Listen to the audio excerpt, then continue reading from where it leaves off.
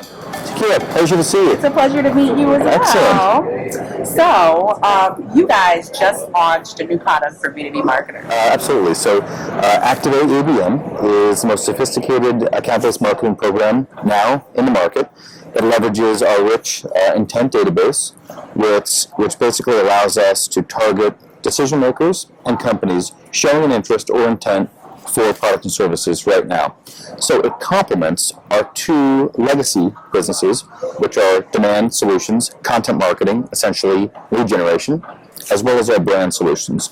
So we felt the Activate ABM account-based marketing suite would be able to tie the two together in a very unique way, helping marketers, CMOs, and agencies understand the return on marketing investment from reaching those customers that are most likely to buy their products and services. So, one of the big problems that B2B marketers are having right now, I think, is even learning how to leverage all this new technology that's coming down the pipeline. I also know that you're launching something called, is it My Intent? My Intent, that's right. Could you tell me a little bit more about that? That sounds really intriguing to me. Absolutely. My Intent is actually what we're doing right now.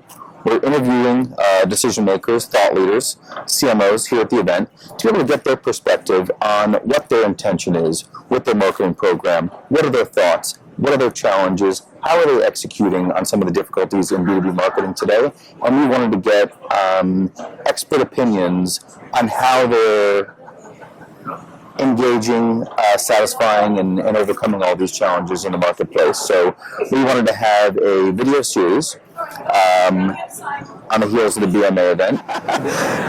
Are you seeing, like, in the interviews that you've done so far, are you seeing any big trends? What are the things that B2B marketers are most concerned about? The biggest concern, I think, is being able to tie back a return on marketing investment with all the challenges. We heard from the CDW CMO just yesterday. He was talking about brand perception. And on one side, he was talking about lead generation. It's very difficult to be able to tie in all the money they spend in branding and sponsorships and tie that back to leads they're generating and sales they're generating as a business. So I think that one of the big focuses is how to engage with decision makers, given there's so many people in the buying process right now, and how to interact and change their perception and be able to tie that back to return on marketing investment. Right. I'm seeing, like, one of the big themes, besides millennials anyway, of the conference. That is another big theme. Right? Everybody's talking about millennials and ever That's since, right. Google released that study That's last right. month, it's on everybody's mind. But the other thing that I'm hearing a lot about is predictive analytics. That's right. What are your thoughts on that? Well, I'll tell you what, one of the components of our Activate ABM suite is essentially showing companies like Dell's got a target list of companies who they think are the best products for their storage solutions, let's say. Maybe they've got a list of 500 companies. We can run a targeted ABM program online across devices, letting them know what percentage of those companies we're hitting with those messages, what percent are engaging, did they go to the website.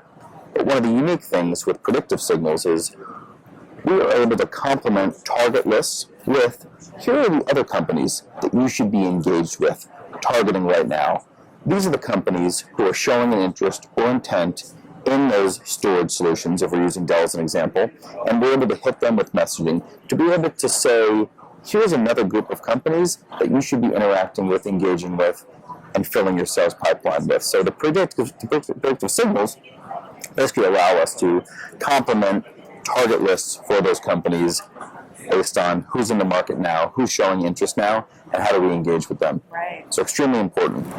So Laura Ramos said that it's the next big thing, right? That's what she said on stage when That's right. Networking. But to me, it seems like B2B marketers are still struggling to, around ideas of big data and even, getting actionable insights out of the small data that they have. Do you think they're ready for predictive analytics? You know what? I think that the really smart ones, the ones with the finger on the pulse, they get it. Google is a large client of ours.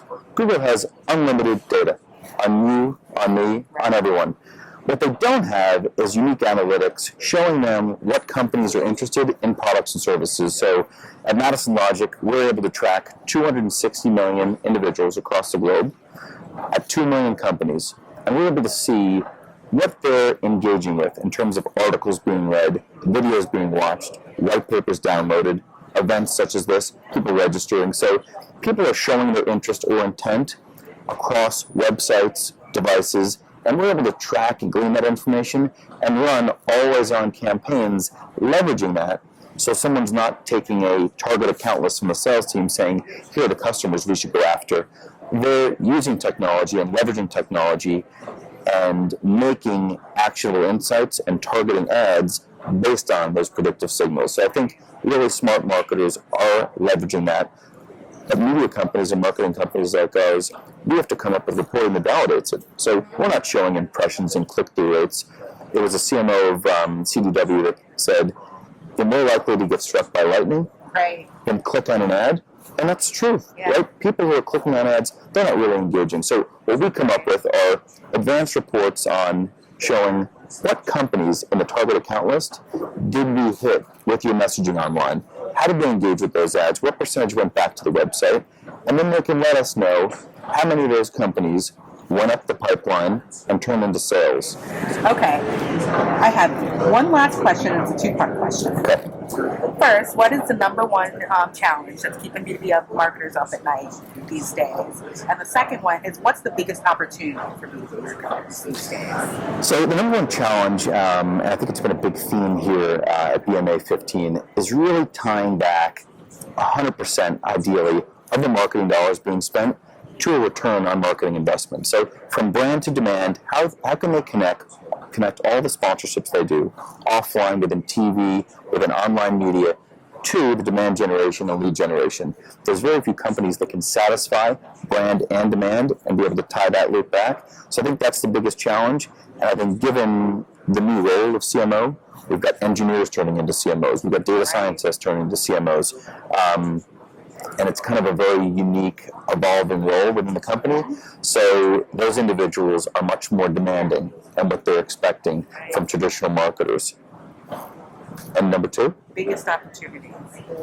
The biggest opportunity. I think one of the biggest, if not the biggest, is being able to attribute leads and sales to some of that marketing I just said before. So being able to track individuals, decision makers, and companies and how they engage with products and services with a company like CDW across devices. It's very difficult to be able to track from smartphone to tablet to desktop. And as all of the marketers have said, they have not figured that out fully.